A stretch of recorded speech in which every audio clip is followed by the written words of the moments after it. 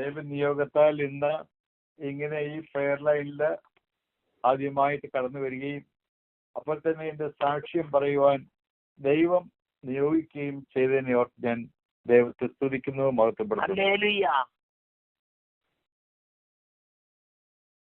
ഞാൻ ദേവദാസൻ ഇന്ന് എൻ്റെ സാക്ഷ്യം പറയാമോ എന്ന് ചോദിച്ചപ്പോൾ ഞാൻ പറഞ്ഞു, ഈ പ്രെയർ ലൈനിൽ പങ്കെടുക്കുന്ന മിക്കവാറും പേര് എനിക്കറിയില്ല ആരൊക്കെയാണ് പങ്കെടുക്കുന്നുവെന്ന്, എന്നാലും എൻ്റെ സാക്ഷ്യം മിക്കവാറും പേർക്ക് കേട്ടിട്ടുണ്ട് എന്ന് പറഞ്ഞെങ്കിലും ദേവദാസൻ പറഞ്ഞു സാരമില്ല എന്നാലും പറഞ്ഞോളൂ എന്ന് പറഞ്ഞതുകൊണ്ട് ഞാൻ എൻ്റെ സാക്ഷ്യം ദൈവത്തിന്റെ സന്നദ്ധയിൽ നിങ്ങളുമായി പങ്കുവയ്ക്കുവാൻ ആഗ്രഹിക്കുക.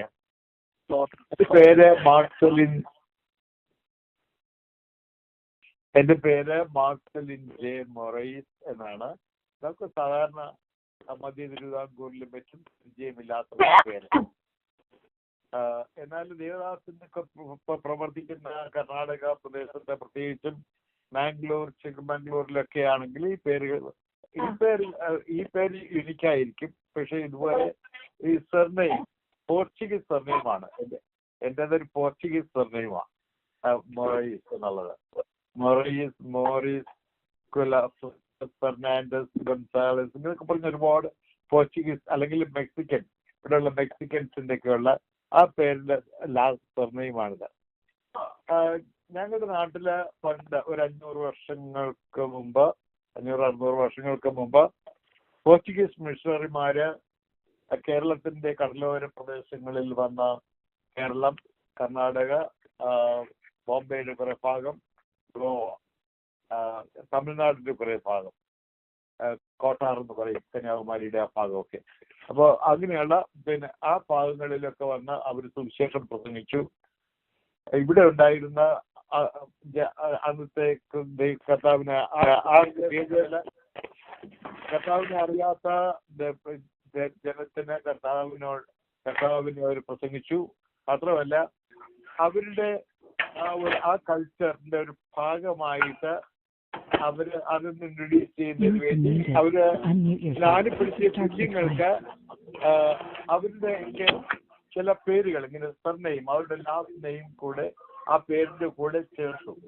അങ്ങനെയൊക്കെയാണ് ഞങ്ങൾക്ക് ഈ പോർച്ചുഗീസ് സർനെയിം ലഭിച്ചത്. എന്നാൽ കൊച്ചി ഭാഗത്തൊക്കെ, കൊച്ചിയിലും കൊല്ലത്ത്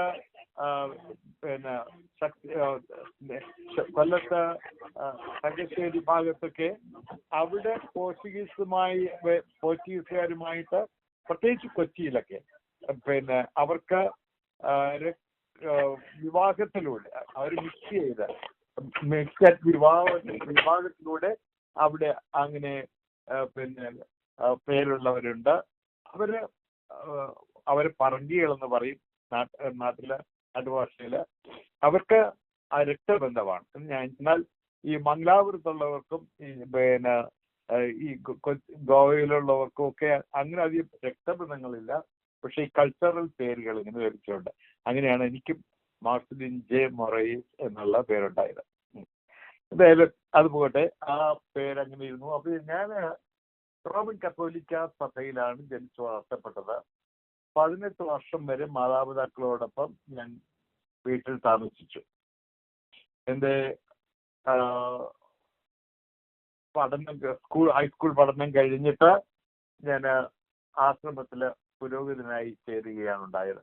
പുരോഹിതനാകാനായിട്ട് പഠിക്കുവാനായിട്ട് ഞാൻ ചേർന്നു. എന്നാൽ ചെറുപ്പം മുതൽ എനിക്ക് കത്തോലിക്ക സഭയിലെ വിശുദ്ധനായി തീരണം എന്നുള്ളൊരു ആഗ്രഹം ജനിച്ചു.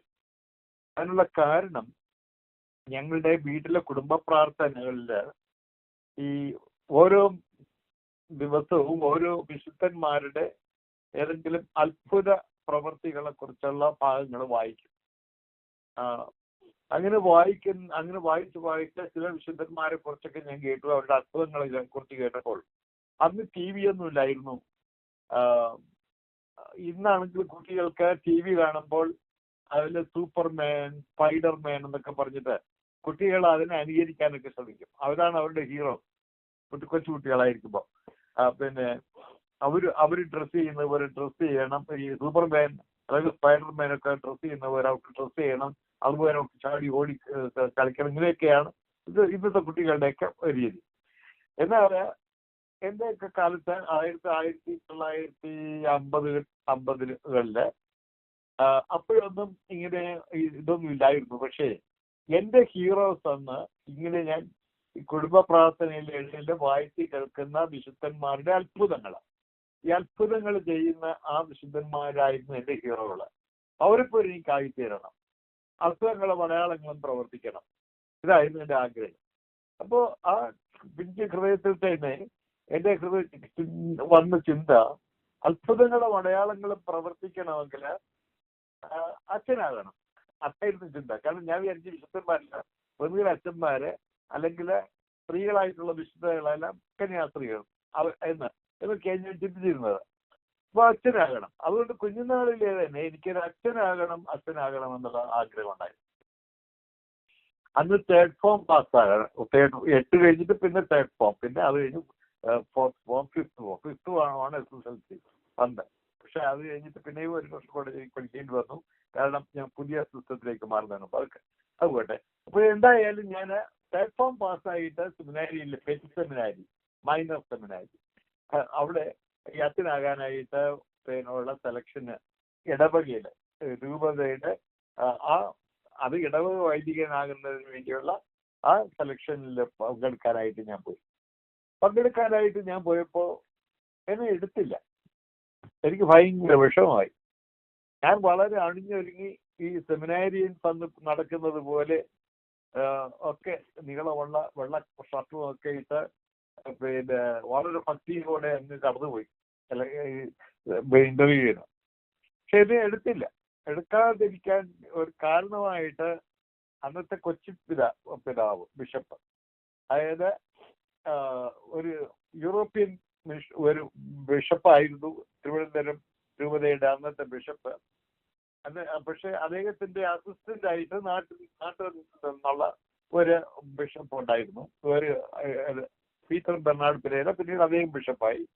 അപ്പൊ അദ്ദേഹമായിരുന്നു ഇന്റർവ്യൂവിന് ഉണ്ടായിരുന്ന ഒരു പ്രധാന ആൾ. അദ്ദേഹം എന്നോട് ചോദിച്ചു ഇന്റർവ്യൂവിൽ വെച്ച്, എപ്പോഴും മുതലാണ് ഇങ്ങനെ വൈദികനാകാനുള്ള ആഗ്രഹം ഉണ്ടായത്?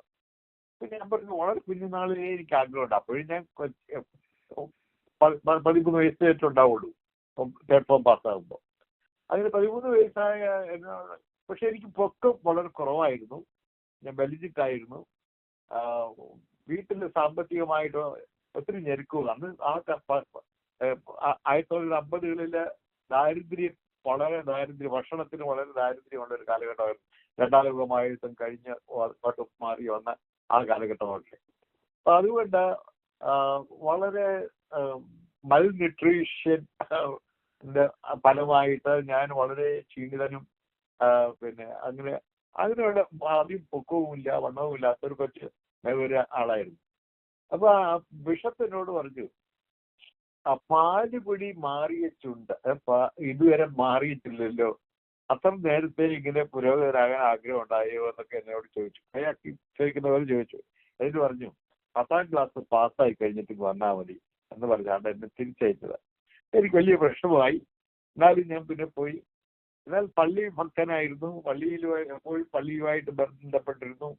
അങ്ങനെ അൾത്താര ബാലനായിട്ട് ഓൾട്ടർ ബോയ് അല്ലെങ്കിൽ അൾത്താരയിലെ വൈദികരെ ശുശ്രൂഷിക്കുവാൻ, കുർബാനയൊക്കെ അർപ്പിക്കുന്ന ആ വൈദികർക്ക് അവരെ സഹായിക്കുന്ന സഹായിയായി അൾത്താരയിൽ ശുശ്രൂഷിക്കുന്ന അൾത്താര ബാലനായിട്ടൊക്കെ ഞാൻ അങ്ങനെ പ്രവർത്തിച്ചു. അങ്ങനെയൊക്കെ 10ാം ക്ലാസ് SSLC 11 മാസത്തിലൊന്ന്. അപ്പൊ അത് കഴിയുന്നത് വരെ അവിടെ ഉണ്ടായിരുന്നു. അത് കഴിഞ്ഞിട്ട് വീണ്ടും കുടുംബത്തിലെ ആ ദാരിദ്ര്യം ഒത്തിരി അധികരിച്ചത് കൊണ്ട് എൻ്റെ മാതാപിതാക്കൾ എന്നോട് പറഞ്ഞു, പ്രത്യേകിച്ച് എൻ്റെ അമ്മയൊക്കെ ഒത്തിരി കഷ്ടപ്പെട്ടിരുന്നത് ഞങ്ങളെ വളർത്താൻ. അപ്പൊ അമ്മ പറഞ്ഞു, പിന്നെ മോൻ എന്തെങ്കിലും ഒരു ചെറിയ ജോലി കണ്ടെടുത്ത് ജോലി ചെയ്ത് ഞങ്ങളെ ഒന്ന് സഹായിച്ചിട്ട് അച്ഛനാകാൻ പോകാം എന്നൊക്കെ പറഞ്ഞു. പക്ഷേ അതിനൊന്നും നിന്ന് കൊടുക്കാൻ ഞാൻ തയ്യാറായില്ല. പക്ഷെ ആദ്യമൊക്കെ നിന്നു ടൈപ്പ്റൈറ്റിംഗ് ഷോർട്ട് പഠിച്ചു. അതിനുവേണ്ടി എന്തെങ്കിലും ഒരു ജോലി കിട്ടുകയാണെങ്കിൽ ആ ജോലിക്ക് പോകാമെന്നും വിചാരിച്ചു. പക്ഷെ എന്നാലും എൻ്റെ ഉള്ളിലെ കിടക്കുന്ന തേങ്ങൾ ഇങ്ങനെ വൈദികനാകാൻ ചെറുതായിട്ട് പോവുക, വൈദികനാകുക എന്നുള്ളത്. അങ്ങനെ ഇരിക്കുമ്പോൾ ഒരു ഞങ്ങളുടെ ഇടവകയിലുള്ള ഒരച്ഛൻ, ഒരു ബ്രദർ പൗരോഹിത്യ പട്ടം സ്വീകരിച്ച് അച്ഛനായി ആദ്യ കുർബാന അർപ്പണത്തിനായിട്ട് അദ്ദേഹം ഇടവകയിൽ വന്നു. അത് വലിയ ആഘോഷമാണ്, ഇടവകയിൽ വലിയ ആഘോഷമാണ്. അപ്പൊ അദ്ദേഹത്തോടൊപ്പം അദ്ദേഹത്തിന്റെ ഡയറക്ടർ ഫാദറും വന്നു. അതൊരു ആശ്രമ സന്യാസ ജീവിതം നയിക്കുന്ന ഒരു സന്യാസാശ്രമത്തിലെ അംഗമായിട്ടുള്ള പുരോഹിതനായിരുന്നു. അതുകൊണ്ട് അദ്ദേഹത്തിന്റെ ഡയറക്ടർ ഫാദർ കുർബാനയ്ക്ക് കഴിഞ്ഞപ്പോൾ അതേപോലെ ഞങ്ങൾ ഓൾട്ടർ ബോയ്സ് എപ്പോഴും ഈ വരുന്ന ഗസ്റ്റ് ഫാദേഴ്സിന്റെ ഒക്കെ അടുത്ത് കൂടും. അതുപോലെ ഞങ്ങളൊക്കെ ചെന്ന് കോഴിയെ കൂട്ടത്തില് അദ്ദേഹം ഇങ്ങനെ പറഞ്ഞു, ഈ അച്ഛൻ ഒരാഴ്ച ഇപ്പൊ ഈ ഇടവകയിലുള്ള അച്ഛൻ ഇപ്പൊ പുതിയ പുത്തനായിട്ട് അച്ഛനായിട്ട് ഇവിടെ കുർബാന ചൊല്ലിയ അച്ഛൻ അതേ ഒരാഴ്ച ഇവിടെ ഉണ്ടാകും, ഞാൻ പോകുക. പക്ഷെ നിങ്ങൾക്കാർക്കെങ്കിലും ഞങ്ങളുടെ വൊക്കേഷൻ ക്യാമ്പിൽ പങ്കെടുക്കാൻ തയ്യാറാണെങ്കിൽ ആഗ്രഹം ഉണ്ടെങ്കിൽ നിങ്ങൾ വരിക എന്ന് എന്നോട് പറഞ്ഞു. അദ്ദേഹത്തിന്റെ കൂടെ വരിക, ഞാൻ അദ്ദേഹത്തോടെല്ലാം പറഞ്ഞ് ഏർപ്പാട് ചെയ്യാം, അദ്ദേഹത്തിന്റെ കൂടെ നിങ്ങൾ വന്നാൽ മതി എന്ന് പറഞ്ഞു. അപ്പൊ ഞാൻ വലിയ താല്പര്യത്തോടുകൂടി അദ്ദേഹത്തോട് പറഞ്ഞു ഞാൻ വരുന്നെന്ന് പറഞ്ഞു. അങ്ങനെ വീട്ടിലൊന്നും ചോദിക്കാതെ തന്നെ ഞാൻ ടൈപ്പ്റൈറ്റിംഗ് ഷോർട്ട് ഹാൻഡൊക്കെ ടൈപ്പ്റൈറ്റിംഗ് ഹയറിന് വേണ്ടി പരീക്ഷയ്ക്ക് ഒരുങ്ങുകയും ഷോർട്ട് ഹാൻഡ് പരീക്ഷ ഒരുങ്ങുകയും ചെയ്തുകൊണ്ടിരിക്കുമ്പോഴാണ് ഈ ക്ഷണം. അപ്പോൾ ഞാൻ അത് പരീക്ഷയും മറന്നു, അതൊക്കെ മറന്നിട്ട് ഞാൻ ഉടനെ പോകാനായിട്ട് തീരുമാനമെടുത്തു. ഇതെങ്ങനെയായിരുന്നു വീട്ടിലറിയിക്കാൻ ഭയങ്കര പ്രയാസമാണ്. നേരിട്ട് അമ്മയോട് പറയാൻ പറ്റില്ല, കാരണം അമ്മ അതുപോലെ പ്രതീക്ഷിച്ച് കാത്തിരിക്കുക. അത് പക്ഷെ ഞാൻ എൻ്റെ സഹോദരിമാരോട്, എനിക്ക് മൂത്ത 2 സഹോദരിമാരുണ്ട്, 2 സഹോദരന്മാരും ഒരു അഞ്ചനും. അപ്പൊ ഈ സഹോദരിമാരോട് ഞാൻ ഇങ്ങനെ സൂത്രത്തിൽ പറഞ്ഞു, ഞാൻ ഈ വന്ന അച്ഛന്റെ കൂടെ കുർബാന ചൊല്ലിയ അച്ഛന്റെ കൂടെ ഞാൻ അദ്ദേഹം പോകുമ്പോൾ ഞാൻ ആശ്രമത്തിലേക്ക് അദ്ദേഹത്തിന്റെ കൂടെ പോകുക എന്ന് പറഞ്ഞു. അപ്പൊ അത് അമ്മയോട് പറഞ്ഞു, പാപ്പു ഭയങ്കര ബഹളമായി, ഒരു തരത്തിലും പോകാൻ പറ്റില്ല, ഇപ്പൊ നീ പോകണ്ട, നിനക്ക് അതിനായിട്ട് നമുക്ക് എൻ്റെ അനിയനെ അയക്കാം അച്ഛനാകാൻ, നീ ഇപ്പൊ ഞങ്ങളെ സഹായിക്കണം, നിന്നിലാണ് ഞങ്ങൾ പ്രതീക്ഷ വെച്ചിരിക്കുന്നത് എന്നൊക്കെ പറഞ്ഞു. ഒത്തിരി കരച്ചിലും ബഹളവും ഒക്കെ ആയിരുന്നു. പക്ഷെ എന്നാലും ഞാൻ ഒത്തിരി നിർബന്ധം പിടിച്ചിട്ട് ഞാൻ സന്യാസാശ്രമത്തിലെ ക്യാമ്പിനായിട്ട് കടന്നുപോയി. അവിടെ ക്യാമ്പ് കഴിഞ്ഞിട്ട് 3 ദിവസത്തെ വെക്കേഷൻ ക്യാമ്പായിരുന്നു. ദൈവവിളി ക്യാമ്പ്. അത് കഴിഞ്ഞിട്ട് അവിടുത്തെ ഇന്റർവ്യൂവിൽ എന്നെ സെലക്ട് ചെയ്തു. ആശ്രമ ശ്രേഷ്ഠന്മാര് എന്നെ സെലക്ട് ചെയ്തു. അങ്ങനെ ഞാൻ പിന്നെ സെലക്ട് ചെയ്തു എന്നുള്ള വിവരം പറഞ്ഞ് പോകാനായിട്ട് ഒരുങ്ങിയപ്പോഴും ഭയങ്കര ബഹളമാണ്, ഭയങ്കര കരച്ചിലും ബഹളവും ഒക്കെയാണ്. അപ്പൊ എൻ്റെ അമ്മയുടെ ജ്യേഷ്ഠത്തി അമ്മച്ചിയുണ്ട്. ആ അമ്മച്ചിക്ക് ഞങ്ങളിൽ വലിയ സ്വാധീനമാണ്. ആ അമ്മച്ചി കാര്യങ്ങൾ അറിഞ്ഞിട്ട് ഞങ്ങളുടെ വീട്ടിൽ വന്ന് എൻ്റെ അമ്മയുടെ മുമ്പില് എൻ്റെ അമ്മയുടെ ജ്യേഷ്ഠത്തിയാ ഈ അമ്മച്ചി മുട്ടും 2 കാലും മുട്ട് കുത്തി നിന്നിട്ട് പറഞ്ഞു, എൻ്റെ റജീന എന്ന അമ്മയുടെ പേര്, എൻ്റെ റജീന അവൻ പൊയ്ക്കോട്ടെ, അവൻ നല്ല കാര്യത്തിനല്ലേ പോകുന്നത്, ദൈവം നിങ്ങളെ നടത്തും, അവൻ പൊയ്ക്കോട്ടെ എന്ന് അങ്ങനെ പറഞ്ഞ് അപേക്ഷിച്ചത് കൊണ്ട് മനസ്സില്ലാമത്തോടെ എന്നെ വിട്ടു. അങ്ങനെ ഞാൻ പോയി. അങ്ങനെ അവിടെ പഠനം ആരംഭിച്ചു. പഠിക്കുമ്പോഴൊക്കെ അവിടെ ചെല്ലുമ്പോഴൊക്കെ ഞാൻ അവിടെ നല്ല ഭക്ഷണമല്ലേ കിട്ടുന്നത്, ആശ്രമത്തിലൊക്കെ നല്ല ഭക്ഷണം, ഞാൻ അതുവരെ കഴിച്ചിട്ടില്ലാത്ത ഭക്ഷണങ്ങളൊക്കെയാണ് കഴിക്കുന്നത്. ആ ടേബിളിൽ ഭക്ഷണം കഴിക്കാനിരിക്കുമ്പോൾ എനിക്ക് ഭയങ്കര സങ്കടം. ഞാൻ എൻ്റെ മാതാപിതാക്കളെ ഓർക്കുന്നത്, ഞാനിവിടെ ഇരുന്ന് സുഖകരമായി സുഭിക്ഷമായി നല്ല ഭക്ഷണം കഴിക്കുക, എന്നാൽ എന്നെ പ്രതീക്ഷിച്ച് കാത്തിരുന്ന അവര് പട്ടിണിയായിരിക്കും, ഇപ്പോൾ അവർക്കൊന്നും കഴിക്കാനുണ്ടാകുമായിരിക്കില്ല. അങ്ങനെ ആ ഭക്ഷണ മേശയിലിരുന്ന് വല്ലാതെ ഞാൻ വിഷമിച്ചിട്ടുണ്ട്. പക്ഷെ എന്നാലും ദൈവത്തിന് വേണ്ടി ഞാൻ ഇറങ്ങി പുറപ്പെട്ടതല്ലേ, അതുകൊണ്ട് കർത്താവ് നീ തന്നെ അവരെ സംരക്ഷിക്കണം, കാക്കണം എന്ന് പറഞ്ഞ് പ്രാർത്ഥിച്ച് അങ്ങനെ മുമ്പോട്ട് പോകുമായിരുന്നു. അപ്പോൾ അങ്ങനെ ആദ്യത്തെ 1 വർഷത്തെ ട്രെയിനിങ്. അപ്പോൾ അവിടെ ലാറ്റിൻ പഠനമുണ്ട്, ഇംഗ്ലീഷ് പഠനമുണ്ട്, മലയാളം പ്രത്യേകിച്ച് എല്ലാം, ഇതിനുള്ള ഭാഷാ പഠനങ്ങളും പിന്നെ സന്യാസ ജീവിതത്തിലേക്കുള്ള ഒരുക്കത്തിന് വേണ്ടിയുള്ള ഒക്കെ കാര്യങ്ങളും, പിന്നെ കുറച്ച് ബൈബിളും അങ്ങനെയുള്ള കുറെ ജനറൽ ആയിട്ടുള്ള കാര്യങ്ങൾ, ടേബിൾ മാനേഴ്സ്, ഇങ്ങനെ പൊതുവായിട്ടുള്ള ഒരു ഒരു ഒരു പിന്നെ ഇനിഷ്യേഷൻ ഒരു പരിപാടികളൊക്കെയാണ്. അപ്പൊ അതങ്ങനെ 1 വർഷം കഴിഞ്ഞിട്ട് വീട്ടിലേക്ക് ഞങ്ങൾ അയക്കും. വീട്ടിൽ അയച്ചിട്ട് ഞങ്ങള് പിന്നെ മടങ്ങി വരുന്നത് 6 മാസത്തെ വേറൊരു ട്രെയിനിങ്. അത് കഴിഞ്ഞിട്ട് നൊവിഷ്യത്തിലേക്കാണ് പിന്നെ പോകുന്നത്. നൊവിഷ്യത്തിലേക്ക് പോയി കഴിഞ്ഞാൽ പിന്നെ അച്ഛനാകാതെ, അതായത് ഒരു 7-8 വർഷം കഴിയാതെ, 8-9 വർഷം കഴിയാതെ വീട്ടിലേക്ക് പിന്നെ മടങ്ങി വരാൻ സാധിക്കില്ല. അപ്പൊ പൂർണ്ണമായിട്ടും അപ്പനെയും അമ്മയെയും, വചനത്തിൽ പറയുന്നത് പോലെ എന്നെ ഒരുവൻ പിൻചെല്ലുവാൻ ആഗ്രഹിച്ചാൽ അവൻ തന്നെത്താൻ ത്യജിച്ച് തന്റെ കുരിശുമെടുത്ത് എന്റെ പിന്നാലെ വേണം. അപ്പൊ എന്നെക്കാൾ അധികമായി അപ്പനെയോ അമ്മയെയോ സഹോദരന്മാരെയോ സഹോദരിമാരെയോ മക്കളെയോ ഭാര്യയെയോ മക്കളെയോ സ്നേഹിക്കുന്നുവെങ്കിൽ അവൻ എനിക്ക് യോഗ്യനല്ല എന്ന് പറഞ്ഞ ആ വചനം അക്ഷരാർത്ഥത്തില് നിറവേറുന്നത് പോലെയായിരുന്നു ഞങ്ങളുടെ സന്യാസ ജീവിതത്തിലേക്കുള്ള പോക്ക്. അപ്പനെയും അമ്മയും വിട്ട്, മാതാപിതാക്കളെ വിട്ട്, സഹോദരി സഹോദരന്മാരെ വിട്ട്, കുടുംബജീവിതം ഉപേക്ഷിച്ച്, കുടുംബത്തിൽ നിന്ന് ഞങ്ങൾക്ക് ലഭിക്കാവുന്ന വീതം പോലും ഉപേക്ഷിച്ച്, കാരണം ഞങ്ങൾക്ക് സ്വന്തമായിട്ടൊന്നും ഒരു പൈസ പോലും സ്വന്തമായിട്ട് വയ്ക്കാൻ ഇനി പാടില്ല ദാരിദ്ര്യ വ്രതം എടുക്കുമ്പോൾ.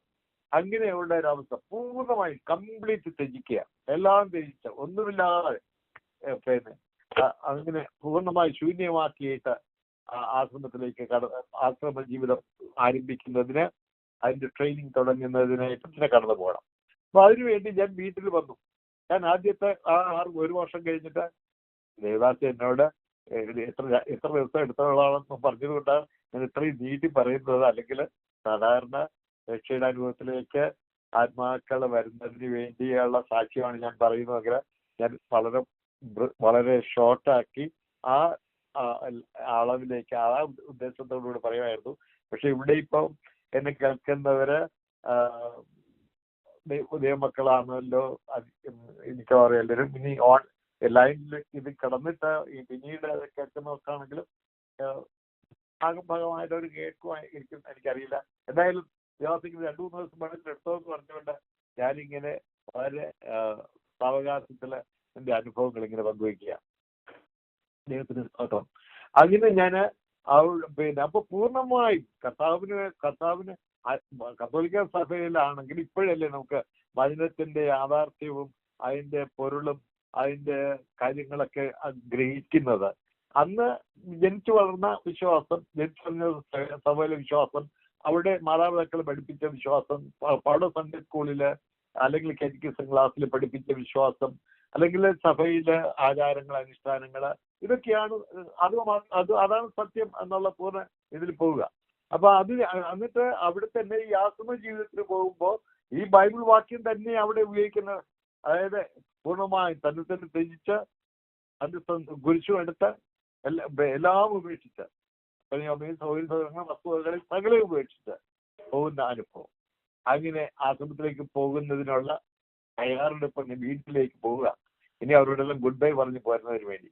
അപ്പോഴും എനിക്ക് ഉറപ്പില്ല എന്നെ വീട്ടിൽ നിന്ന് മടക്കി അയക്കുമോ എന്ന്. അതുകൊണ്ട് എൻ്റെ കയ്യിലുണ്ടായിരുന്ന ഒന്നുമില്ല കാര്യമായിട്ട്.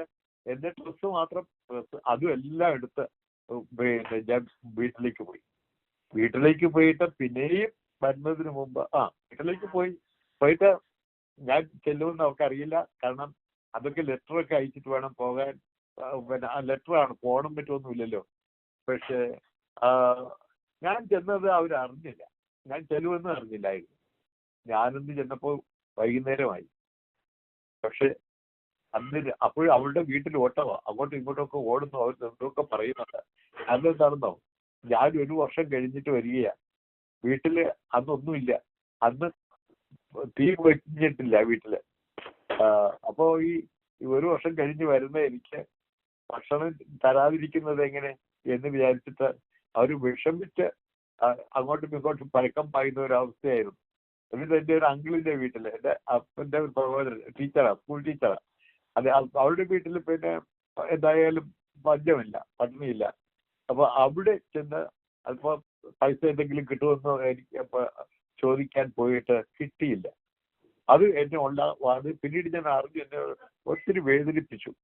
ഏതായാലും അന്ന് രാത്രി പട്ടിണി കിടന്നു എന്നാ തോന്നുന്നു, എനിക്കറിയില്ല, എന്നെ ഓർക്കുന്നില്ല. പക്ഷെ അത്രയുമൊക്കെ സംഭവം അതെല്ലാം എന്നെ ഇങ്ങനെ എനിക്ക് പരീക്ഷണമാണ്. ഞാൻ ഇതൊക്കെ കണ്ടിട്ട്, ഈ പ്രതികൂലം കണ്ടിട്ട്, ഈ ദാരിദ്ര്യം കണ്ടിട്ട് എന്റെ മാതാപിതാക്കളെ ശുശ്രൂഷിക്കാൻ വേണ്ടി ഞാൻ നിൽക്കണം എന്നുള്ള ആ പ്രലോഭനത്തിന്, അല്ലെങ്കിൽ അതിനുള്ള ഒരു ടെസ്റ്റ് കേസാ, ഞാൻ നിൽക്കുമോ ഇല്ലയോ. ഇപ്പോഴാ ഞാൻ ഓർക്കുന്നത്, കർത്താവ് തന്നോടൊപ്പം പോരാനായിട്ട് ശിഷ്യന്മാരെ കൂട്ടത്തിൽ ഒരിക്കലും ഒരാളോട് വിളിച്ചപ്പോൾ അയാൾ പറഞ്ഞു, ഞാൻ എൻ്റെ അപ്പനെ അടക്കിയിട്ട് വരാമെന്ന്. അപ്പൊ കർത്താവ് പറഞ്ഞു, മരിച്ചവർ തങ്ങളുടെ മരിച്ചവരെ അടക്കട്ടെ. ആ വചനമൊന്നും അറിഞ്ഞിട്ടല്ല, ഞാനങ്ങ് പോയി. വാസ്തവത്തില് മരിച്ചവർ തങ്ങളുടെ മരിച്ചവരെ അടക്കട്ടെ എന്നുള്ള മട്ടിൽ തന്നെയാ ആ അർത്ഥം തന്നെ പൂർണ്ണമായിട്ട് അന്വർത്ഥമാകുന്ന നിലയിൽ ഞാൻ എല്ലാം വിട്ട് വേദനയോട് പോയി. പക്ഷെ എന്നിട്ട് വീട്ടിൽ നിന്ന് ഇറങ്ങി ബസ്സിലേക്ക് കയറി ഇരുന്നിട്ട് ഞാനിങ്ങ് എറണാകുളം വരെ എറണാകുളത്താണ് ഞങ്ങളുടെ ഹെഡ്ക്വാർട്ടേഴ്സ്, മഞ്ഞുമ്മൽ, ഏലൂർ, കളമശ്ശേരി ഏലൂർ ഭാഗത്ത്. അപ്പൊ ബസ്സിലിരുന്ന് കരയുകയായിരുന്നു, ബസ്സിലും ട്രെയിനിലും ഒക്കെ ഇരുന്ന് ഞാൻ കരയുകയായിരുന്നു, വീട്ടിൽ ദാരിദ്ര്യത്തെ ഓർത്ത്. എന്നിട്ട് ഞാൻ ഓർത്തു, എനിക്ക് ഭിക്ഷ യാചിച്ചെന്റെ മാതാപിതാക്കളെ പോറ്റാൻ സാധിച്ചിരുന്നെങ്കിൽ ഞാൻ ഒരുപക്ഷെ ചെയ്തു പോയേനെ എന്ന് എന്തുവരെ ഞാൻ ചിന്തിച്ചു. എന്നാലും അതൊന്നും എന്നെ തടഞ്ഞു നിർത്താനോ എന്റെ പൗരോഹിത്യ പഠനത്തിനുള്ള ആ തീരുമാനത്തിൽ നിന്ന് എന്നെ വ്യതിചലിപ്പിക്കാനോ അതിനൊന്നും കഴിഞ്ഞില്ല. അങ്ങനെ അവിടെ ചെന്നു. പിന്നെ നൊവിഷ്യേറ്റ്, അത് വളരെ കഠിനമായ ട്രെയിനിങ് പീരീഡാണ്. അങ്ങനെ മിലിറ്ററി ട്രെയിനിങ് പോലെയാ. ആ ട്രെയിനിങ് പീരീഡില് അതിനെക്കുറിച്ചൊന്നും ഞാൻ വിവരിക്കുന്നില്ല. അത് എന്തായാലും ഒരു വർഷം, പിന്നെയും 6 മാസത്തെ വേറെ ട്രെയിനിങ്, അത് കഴിഞ്ഞിട്ട് പിന്നെ 1 വർഷത്തെ നൊവിഷ്യേറ്റ് കഴിഞ്ഞിട്ട് ഈ കുപ്പായമൊക്കെ ഇട്ട് അച്ഛനായിട്ടല്ല, സന്യാസ വ്രതം സ്വീകരിച്ച് സന്യാസിയായിട്ട് പഠിക്കും. ഇത് പിന്നെ 3 വർഷത്തെ ഫിലോസഫി പഠനമുണ്ട്. അത് കഴിഞ്ഞിട്ട് 4 വർഷത്തെ തിയോളജി പഠനമുണ്ട്. എല്ലാം കഴിഞ്ഞ് അച്ഛനായിട്ട് പട്ടമേറ്റു. പിന്നെ പല ശുശ്രൂഷകളിലായിട്ട് ഇങ്ങനെ മുമ്പോട്ടും കടന്നുപോയി. എനിക്ക് പഠിക്കുവാനുള്ള അവസരങ്ങൾ പട്ടമേറ്റ ഉടനെ തന്നെ മിക്കവാറും ഒരുവിധം അവർക്ക് സുപ്പീരിയേഴ്സിന് പഠിക്കാൻ അയക്കാൻ താല്പര്യം തോന്നുന്ന വ്യക്തികളെ അവര് ഹയർ സ്റ്റഡീസിനായിട്ട് അയക്കും. അങ്ങനെ ഹയർ സ്റ്റഡീസിനായിട്ട് അയക്കുമ്പോൾ ഈ സ്റ്റുഡൻസിനോട് അവർ ചോദിക്കൊന്നുമില്ല, തിയോളജി പഠിക്കാനാണോ ഇഷ്ടം, ഫിലോസഫി പഠിക്കാനാണോ ഇഷ്ടം എന്നൊന്നും ചോദിക്കില്ല. അവര് പറയും, കാരണം ഞങ്ങൾക്ക് സെമിനാരികളുണ്ട്, സെമിനാരികളിൽ പഠിപ്പിക്കാൻ അച്ഛൻ പ്രൊഫസേഴ്സ് വേണം. അപ്പൊ അതിനുവേണ്ടി റൂമിൽ അയച്ചിട്ട് അവരെ ഫിലോസഫിയിലും തിയോളജിയിലും ഒക്കെ ഡോക്ടറേറ്റ് എടുപ്പിക്കും. പക്ഷെ എന്നോട് എന്റെ ആശ്രമ പുരോഹിതൻ, ആശ്രമ ശ്രേഷ്ഠൻ എന്ന് പറഞ്ഞാൽ ഒരു സന്യാസ സമൂഹത്തിന്റെ പല ആശ്രമങ്ങളുണ്ട്. ആ ആശ്രമങ്ങളുടെ എല്ലാം ടോപ്പിലുള്ള പ്രൊവിൻഷ്യൽ, ഒരു പ്രോവിൻസ്, ആ പ്രൊവിൻസിന്റെ പ്രൊവിൻഷ്യൽ സുപ്പീരിയർ, അദ്ദേഹം എന്നോട് ചോദിച്ചു, ഇങ്ങനെ ബ്രദറിനെ അല്ലെങ്കിൽ അച്ഛനായാലോ, അപ്പൊ അച്ഛനെ ഞങ്ങള് പഠിക്കാൻ അയക്കാൻ താല്പര്യമുണ്ട്, ഞങ്ങളെന്ന് പറഞ്ഞാൽ പ്രൊവിൻഷ്യലും പ്രൊവിൻഷ്യൽ കൗൺസിലും കൂടെ ചേർന്നിട്ട് ഞങ്ങൾക്ക് താല്പര്യമുണ്ട്, അച്ഛൻ എന്ത് പഠിക്കാനാണ് ആഗ്രഹം എന്ന് എന്നോട് ഇങ്ങോട്ട് ചോദിച്ചു. കാരണം ചോദിക്കാറില്ല. എന്നാൽ എന്നോട് ഇങ്ങോട്ട് ചോദിച്ചപ്പോൾ ഞാൻ പറഞ്ഞു, എനിക്ക് അമേരിക്കയിൽ പോയി കൗൺസിലിംഗ് പഠിക്കണം. അതിന് എന്റെ കൗൺസിലിങ്ങിന് താല്പര്യം തോന്നി എന്നുള്ളതൊക്കെ വേറെ സ്റ്റോറി. അതൊക്കെ അതിലേക്ക് ഞങ്ങളിപ്പോൾ കടക്കുന്നില്ല. എന്തായാലും അങ്ങനെ കൗൺസിലിംഗ് പഠിക്കണമെന്ന് പറഞ്ഞു. അതൊക്കെ അമേരിക്കയിലേക്ക് ആരെങ്കിലും പോകുമെന്ന് പറഞ്ഞാൽ അത് അത്ര സാധാരണമല്ല, പിന്നെ എളുപ്പമല്ല. അത് മാത്രമല്ല, അമേരിക്കയിൽ വിടാൻ പേടിയുമാണ്. അമേരിക്കയിൽ പോയാൽ പിന്നെ തിരിച്ചു വരില്ല. അതൊരു പിന്നെ പൗരോഹിത്യം തന്നെ അവർക്ക് നഷ്ടപ്പെടും. അപ്പൊ ഇന്ന് മാത്രമല്ല, അന്നും അമേരിക്കയുടെ അവസ്ഥ ഇങ്ങനെയൊക്കെ തന്നെയായിരുന്നു. പക്ഷെ ഇത്രത്തോളം ഒന്നുമില്ല, എന്നാലും അങ്ങനെയൊക്കെ തന്നെയായിരുന്നു. അത് 1975 ഞാൻ ഈ പറയുന്നത്. അപ്പോഴേക്കും ഇവിടുത്തെ കൾച്ചർ ഒന്ന് മാറാൻ തുടങ്ങി. പിന്നെ ഇന്നത്തെ അതിലേക്കുള്ള അതിന്റെ തുടക്കം അത് 60കളിൽ തുടങ്ങിയതാ. അപ്പൊ 75 ശരിക്കും നാട്ടിലൊക്കെ അറിയാം അമേരിക്കയുടെ ഭക്ഷണത്തെ കുറിച്ചൊക്കെ. അതുകൊണ്ട് അങ്ങോട്ട് അയക്കണ്ട എന്ന് അവർ വിചാരിച്ചിട്ട് അവർ പറഞ്ഞു കൗൺസിലിംഗ് നോക്കി ഇന്ത്യയിൽ പഠിക്കാവുന്നതാണ്. അങ്ങനെ എന്നെ ഇന്ത്യയിലെ കൗൺസിലിംഗ് പഠിക്കാൻ അയച്ചു. ഞാൻ കൗൺസിലിംഗ് ആൻഡ് ട്രാൻസാക്ഷണൽ അനാലിസിസ് പഠിച്ചു കഴിഞ്ഞിട്ട് പിന്നെ എന്നെ പിന്നെ അച്ഛനായിട്ട് ഞാൻ കോട്ടയത്ത് ആദ്യമായിട്ട് ശുശ്രൂഷിക്കുന്നത്. കോട്ടയം ഗുഡ് ഷെപ്പേർഡ് ആശ്രമത്തിലെ ഒരംഗമായിട്ട് കോട്ടയത്ത് തിരുനക്കരയുള്ള കോഴിമല എന്ന് പറയുന്ന സ്ഥലത്ത്, അവിടെ അപ്പാടത്തുള്ളവരെ എന്നെ ശ്രമിക്കുന്നെങ്കിൽ അവർക്കറിയാം. അപ്പൊ കോട്ടയം കുന്നേപ്പള്ളി എന്ന് പറയുന്ന ആ പള്ളിയിലെ കളക്ടറേറ്റിന്റെ പുറകിലിരിക്കുന്ന ആ പരേഡ് ഗ്രൗണ്ടിന്റെ ചേർത്തിരിക്കുന്ന ആ പള്ളിയിലെ പിന്നെ ആശ്രമ പുരോഹിതനും ഞങ്ങൾക്ക് സബ്സ്റ്റേഷൻസ് ഉണ്ട്. അതിൽ ഒരു സബ്സ്റ്റേഷനാണ് ഈ കോടിമലയിലുള്ളത്.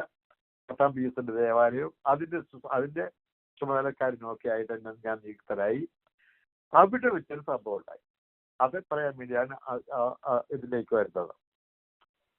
ഞാൻ ആദ്യമായിട്ട് ആ പള്ളിയില് ആ ഇടവക, അതൊരു ഇടവകയല്ല, ഒരു വീടിന്റെ സബ്സ്റ്റേഷൻ, ഞായറാഴ്ച തോറും കുർബാനയുണ്ട്. അപ്പൊ ഞായറാഴ്ച കുർബാനയ്ക്കായിട്ട് ഞാൻ പോയി കഴിഞ്ഞപ്പോൾ എനിക്ക് ഒത്തിരി അസ്വസ്ഥത തോന്നി കുർബാന കഴിഞ്ഞപ്പോൾ. കാരണം പാട്ടൊക്കെ വല്ലാതെയൊക്കെയാണ്. ശരിക്കൊന്നും പാടാൻ അവിടെ പിള്ളേരൊക്കെ പാടുന്നുണ്ട്, ഒരു കുറേ പേരുണ്ട്, യുവാക്കന്മാർ യുവതികളും, പക്ഷെ പാട്ടൊന്നും ശരിയായില്ല.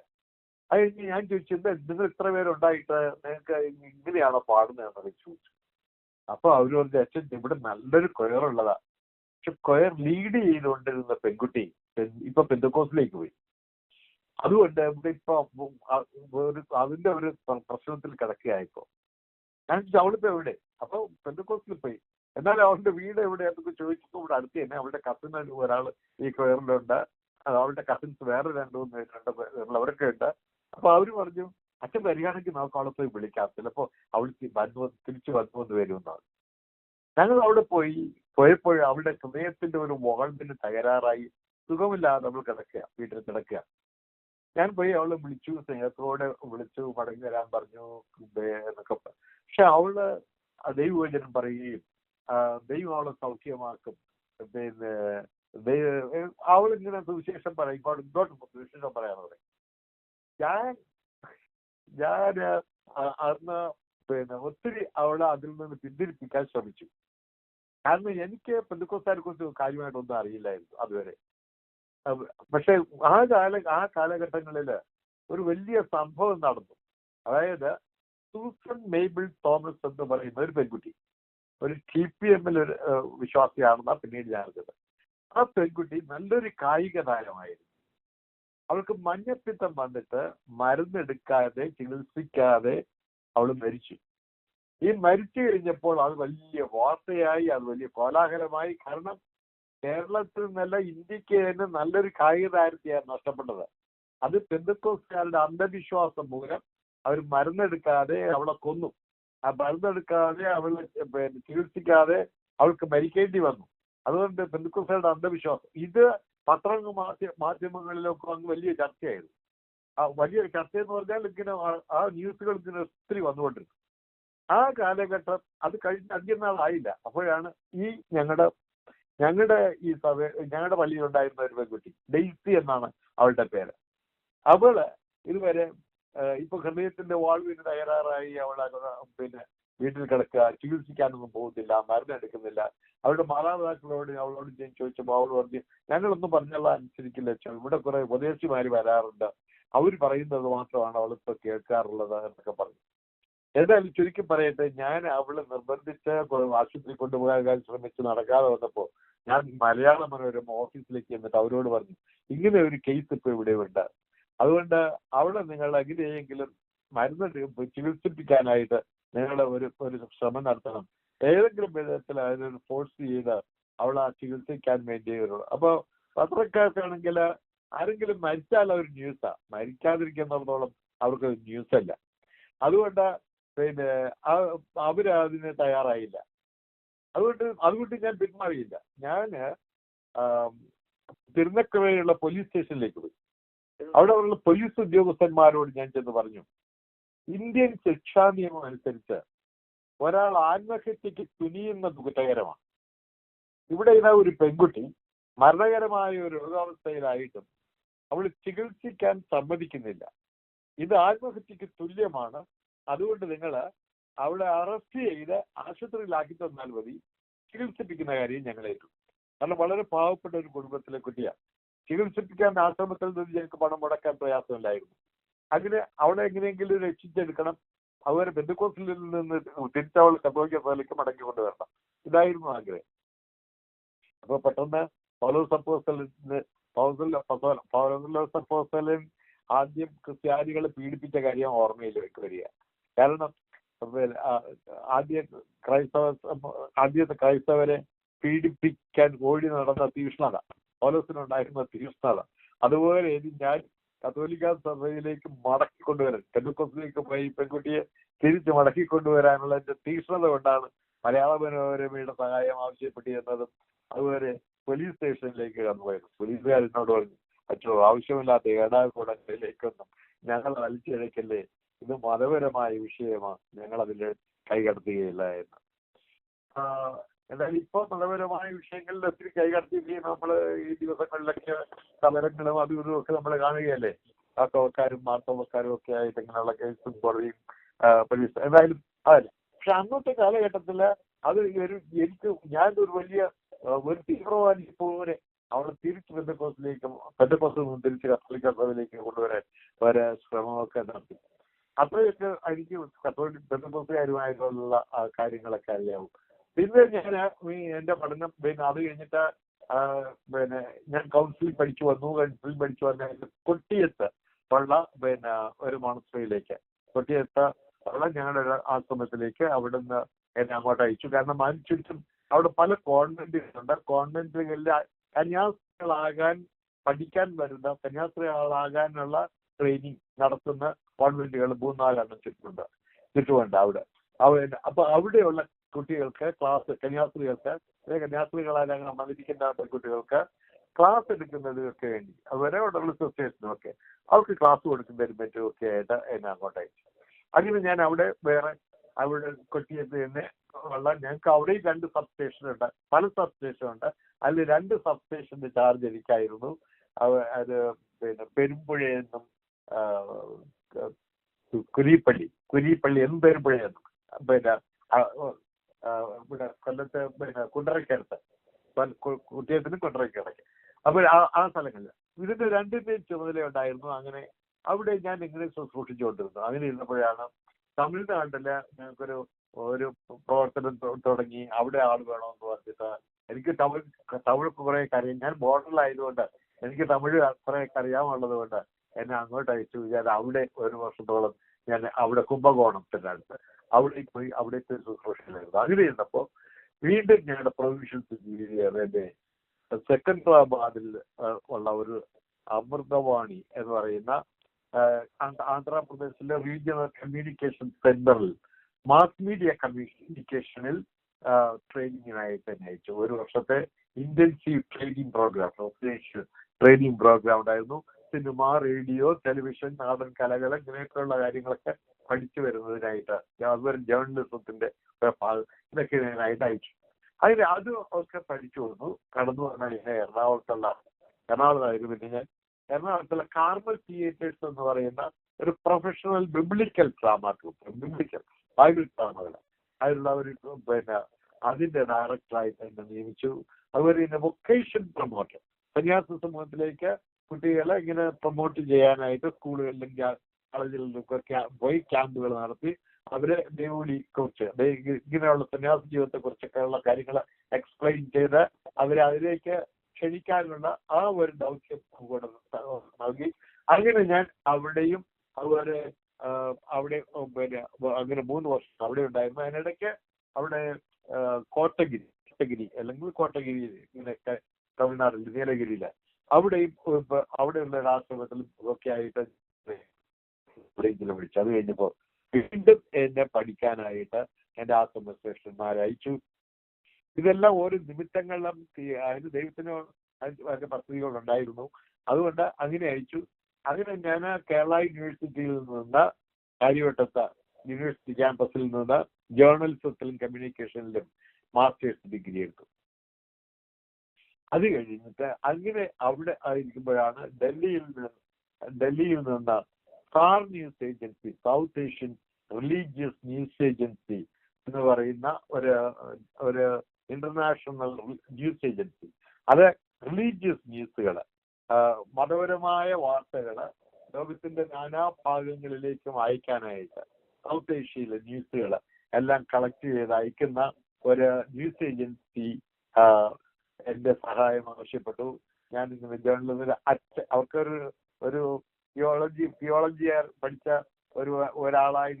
ഒരാളും പിന്നെ ജേർണലിസം പഠിച്ച ഒരാളും കൂടെ ആയപ്പോൾ അവർ എന്നെ അങ്ങോട്ട് ക്ഷണിച്ചു. അങ്ങനെ അവർക്ക് വേണ്ടി സേവനം അനുഷ്ഠിച്ചുകൊണ്ട് ഞങ്ങളുടെ ഡൽഹിയിൽ ആരംഭിച്ച ആശ്രമത്തിലെ അംഗമായിട്ട്, പുതുതായിട്ട് ആരംഭിച്ച ആശ്രമത്തിലെ അംഗമായിട്ട് ഞാൻ ഡൽഹിയിലെത്തി.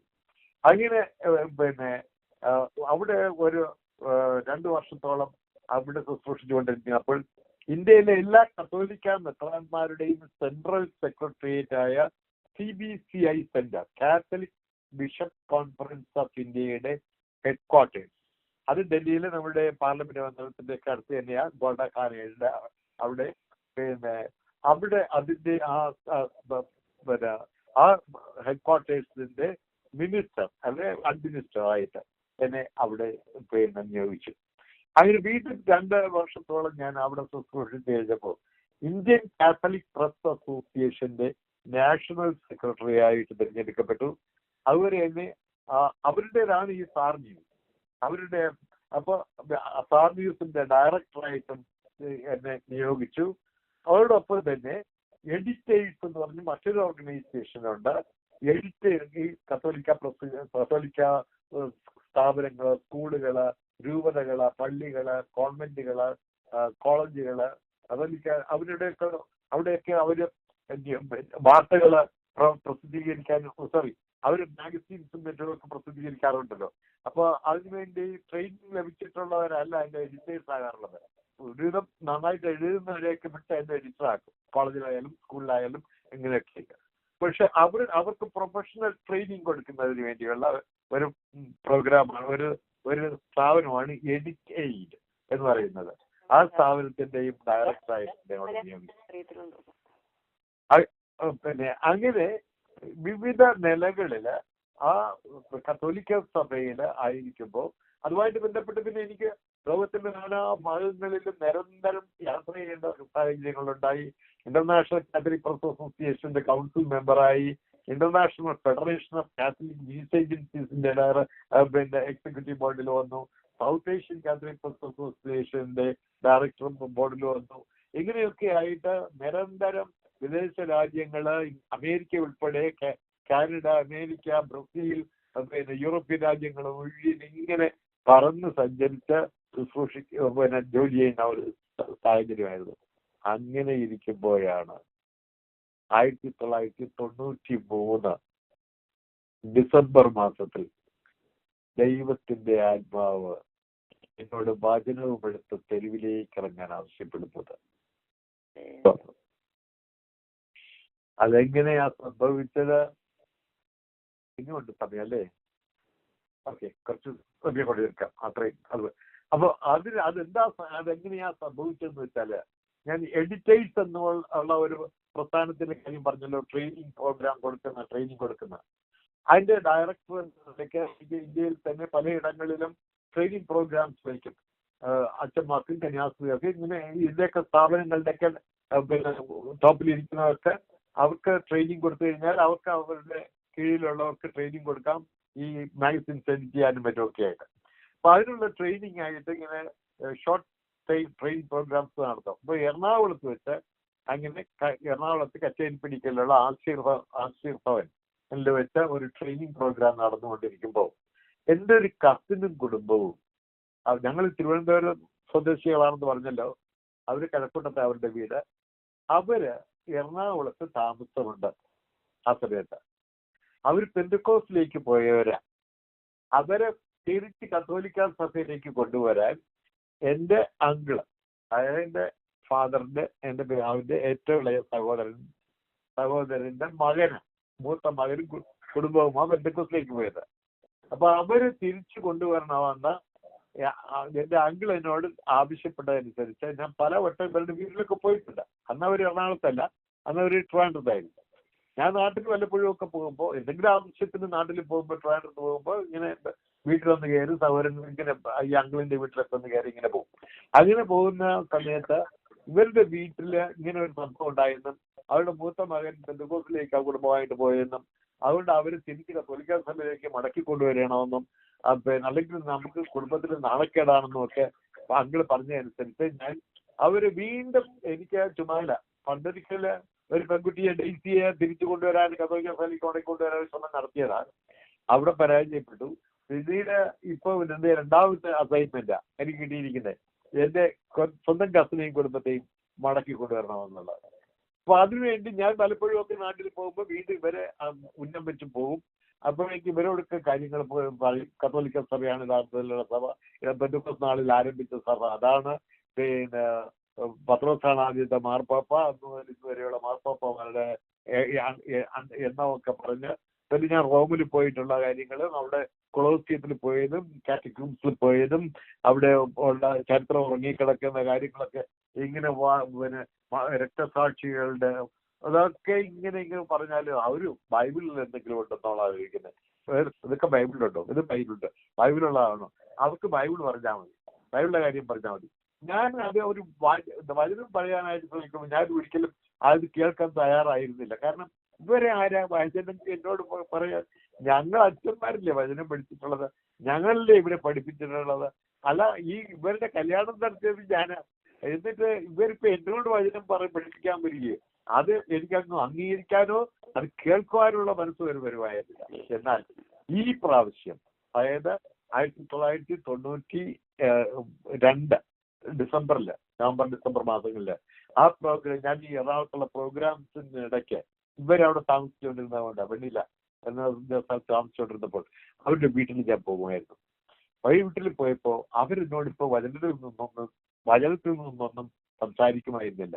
മറിച്ച് അവരെന്നോട് അവരുടെ ജീവിതത്തിൽ നടന്ന അത്ഭുതകരമായ വിടുതലിന്റെ അനുഭവങ്ങൾ പങ്കുവയ്ക്കാതെ വന്നു. അനുഭവ സാക്ഷ്യം. ദൈവത്തിന് സ്തോത്രം. ഞാൻ അനുഭവ സാക്ഷ്യം ഇപ്പൊ പറഞ്ഞിട്ട് കുറെ നാളുകളായി. കാരണം ഇപ്പൊ ഇവിടെ ആർക്കും അങ്ങനെ ഒരു അനുഭവ സാക്ഷ്യം വേണ്ടല്ലോ. അതുകൊണ്ട് എന്നാൽ ഞാൻ രക്ഷയുടെ അനുഭവത്തിലേക്ക് വന്നത് മുതൽ എന്റെ അനുഭവ സാക്ഷ്യം അനേക സ്റ്റേജുകളിൽ, കേരളം ഒട്ടക്കും അനേക സ്റ്റേജുകളിൽ അനുഭവ സാക്ഷ്യം പങ്കുവച്ചു. ഞാൻ വിദേശത്ത് ഗൾഫ് രാജ്യങ്ങളിൽ എന്റെ അനുഭവ സാക്ഷ്യം പങ്കുവച്ചു. അങ്ങനെ വർഷങ്ങള് അനുഭവ സാക്ഷ്യം പങ്കുവച്ച് നടന്നിട്ട് അനേകർ അതുവഴി രക്ഷിക്കപ്പെട്ടത്. പിന്നീട് ഈ അമേരിക്കയിൽ വന്നിട്ട് ഓരോരുത്തരെ എന്നെ കാണുമ്പോൾ അല്ലെങ്കിൽ ഞാൻ സാക്ഷ്യം പറയുകയോ ഞാൻ പ്രസംഗിക്കുന്നത് എന്റെ പേര് കേൾക്കുമ്പോൾ അവർ പറയിച്ചു അവര് സാക്ഷ്യം പറയുക എഴുന്നേൽക്കും, അച്ഛന്റെ സാക്ഷ്യം കേട്ടിട്ട് രക്ഷിക്കപ്പെട്ടതാ ഞാൻ എന്നൊക്കെ പറഞ്ഞിട്ട്.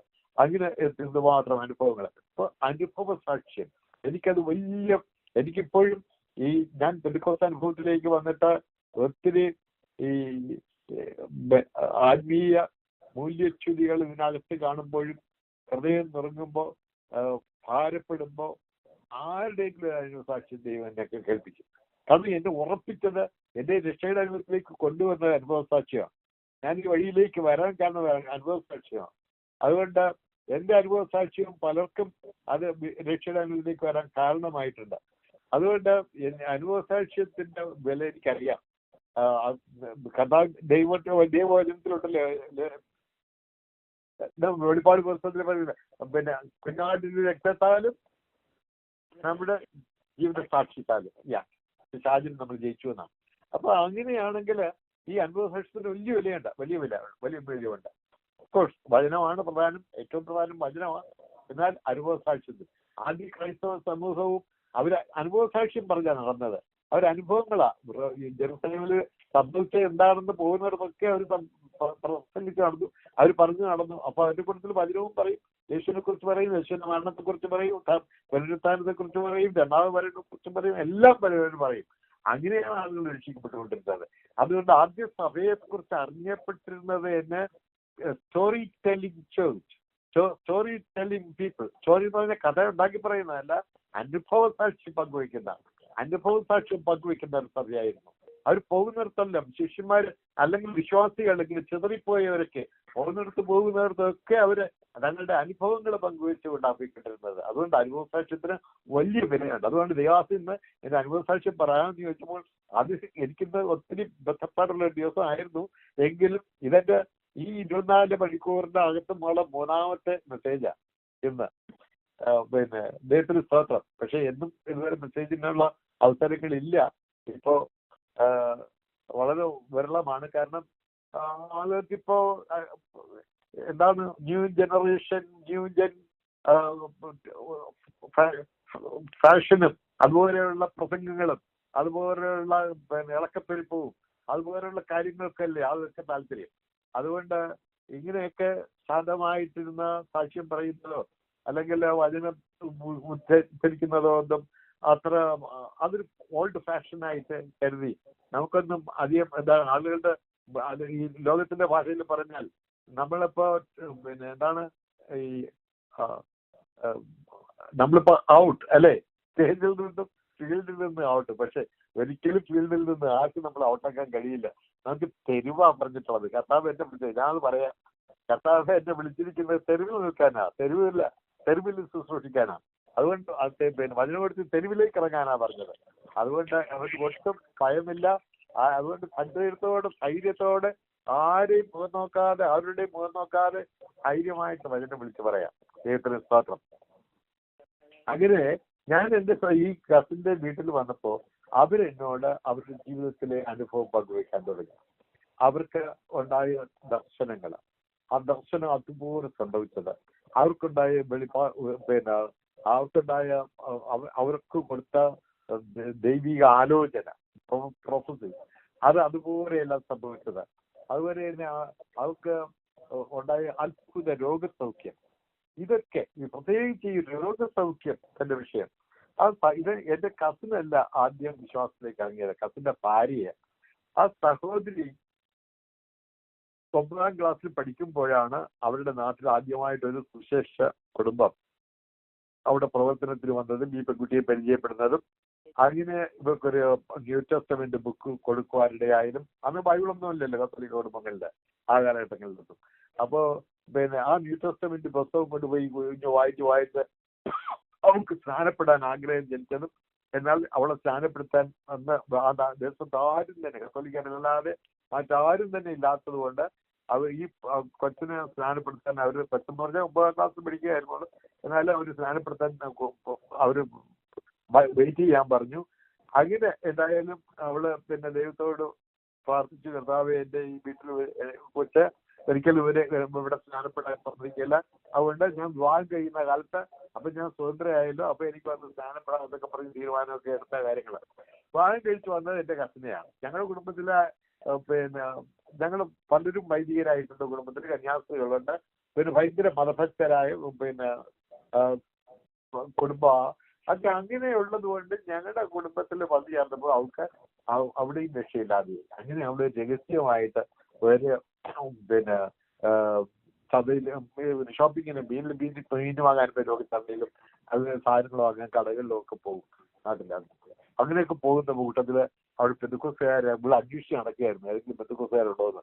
അങ്ങനെ വലിയ ഇന്ന് പ്രാർത്ഥിക്കുന്ന ഒരു പ്രയർ ഗ്രൂപ്പില് അവൾ ചെന്നിരിക്കുകയും അങ്ങനെ അവൾ വെച്ച് സ്നാനപ്പെടാൻ വീണ്ടും ആഗ്രഹം ജനിക്കുകയും അത് ശരിക്കും പറഞ്ഞാൽ അവള് രഹസ്യമായിട്ട് സ്നാനപ്പെടുകയും ഒക്കെ ചെയ്തു. അതിന്റെ പേരിൽ അവർക്ക് ഒത്തിരി അവരെ വീട്ടിൽ നിന്ന് പുറത്താക്കപ്പെട്ടു. അവര് ഒത്തിരി കടഭാരത്തിലൂടെ കടന്നുപോയി. എന്നിട്ട് ഗൾഫിൽ പോകാനായിട്ട് ദൈവം തന്റെ ഭർത്താവിന് ഒരു അഭ്യസ്തയായിട്ട് കൊടുത്തു.